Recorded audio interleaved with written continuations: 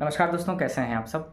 जैसा कि मैंने आपको पहले बताया था कि इस वर्ष 2024 का जो नीट का पेपर लीक हुआ था, उसके बाद कुछ ना कुछ एलिजिबिलिटी क्राइटेरिया में चेंज आ सकते हैं। इसका मुझे डर था और इसको लेकर के ही मैंने 2 बार एनटीए को आरटीआई फाइल करी थी। और मैंने प्रीवियसली अपने वीडियो में बताया था, मैंने मेरे ट्विटर अकाउंट में शेयर भी किया था कि एनटीए ने वो जानकारी देने से मना कर दिया था। और कयास ये लगाया जा रहा था कि क्या एग्ज़ाम ऑनलाइन फॉर्मेट में हो सकता है, क्या उसके एलिजिबिलिटी क्राइटेरिया जैसे अटैम्प्ट या एज लिमिट आ सकते हैं कि नहीं आ सकते हैं, क्या ऑनलाइन के अलावा और कोई तरीका है जो पैटर्न में चेंजेस हो सकते हैं। इसी को देखते हुए मैंने वो आरटीआई फाइल करी थी। मैं चाह रहा था कि ताकि जानकारी ये पहले मिल जाए, क्योंकि होता जनरली क्या है कि एनटीए वाले क्या करते हैं कि बाद में इंफॉर्मेशन निकालते हैं, एग्ज़ाम के पहले बताते हैं और बच्चे उसके लिए प्रिपेयर नहीं होते।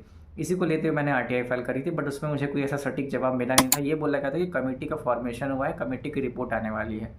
आज एक खबर इंडियन एक्सप्रेस की आई है, टीवीएन भारत ने इसको रिपोर्ट किया है। उसमें ये बता रहे हैं कि कमेटी की रिपोर्ट में कुछ सजेशंस दिए गए हैं। वो सजेशंस मैं आपको बताना चाहता हूँ कि कमेटी की रिपोर्ट में क्या सजेशंस दिए गए थे और क्या क्या बातचीत कही गई है। सबसे पहले उन्होंने ये बोला है कि एग्ज़ाम को हम ऑनलाइन या हाइब्रिड मोड में करवाना चाहते हैं। कहने का मतलब ये है कि क्वेश्चन पेपर आपका ऑनलाइन होगा और साथ में आपको एक ओएमआर दी जाएगी। तो ये हाइब्रिड सिस्टम ला रहे हैं, ये कमेटी की रिपोर्ट है। ऐसा होगा कि नहीं होगा अभी कंफर्म नहीं है, बट कमेटी ने सजेशन दिया है। दूसरा, जेईई मेंस की तर्ज पे ये नीट एग्ज़ाम को शिफ्ट में करना चाहते हैं।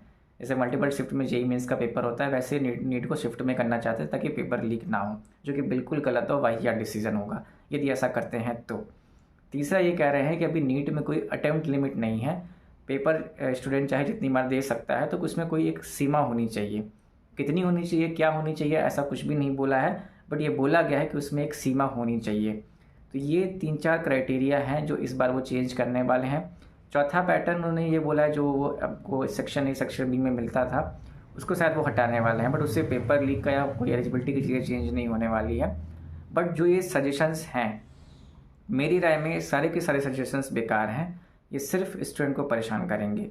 आप नीट में अटेम्प्ट और एज लिमिट नहीं ला सकते हैं। ये पूरी तरह से असंवैधानिक होगा, क्योंकि पहले ही सुप्रीम कोर्ट में चीज़ जीती जा चुकी है, तो दोबारा से इसको लाने का कोई औचित्य नहीं बनता है। दूसरी बात, यदि नीट का पेपर ये ऑनलाइन करवाते हैं या शिफ्ट में लेते हैं, तो मल्टीपल शिफ्ट में आप लोगे तो आप नॉर्मलाइजेशन करोगे। NEET one nation one examination की तर्ज पे लाया गया था।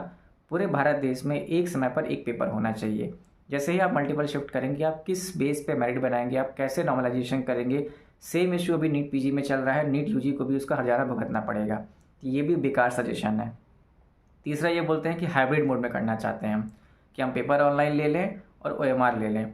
ये फिर भी थोड़ा बहुत पॉसिबल है, बट आप एक साथ 24 लाख बच्चों का ऑनलाइन पेपर नहीं करवा सकते। इतना बड़ा इंफ्रास्ट्रक्चर भी हमारे पास नहीं है, तो आप शिफ्ट में ही कराएंगे, ये हमें समझ में आ रहा है। मेरे हिसाब से प्री और मेंस का जो तर्ज था वो सबसे सही तरीका था। अगर आपको बच्चों की संख्या कम करनी है तो आप प्रीलिम्स ले लीजिए, एक मिनिमम कट ऑफ तय कर लीजिए, फिर आप मेंस का पेपर ले लीजिए। इससे क्या होता है, मेन से पेपर लीक होने के भी चांसेस कम हो जाते और आप एक मिनिमम बच्चों में अच्छे से पेपर करवा पाते।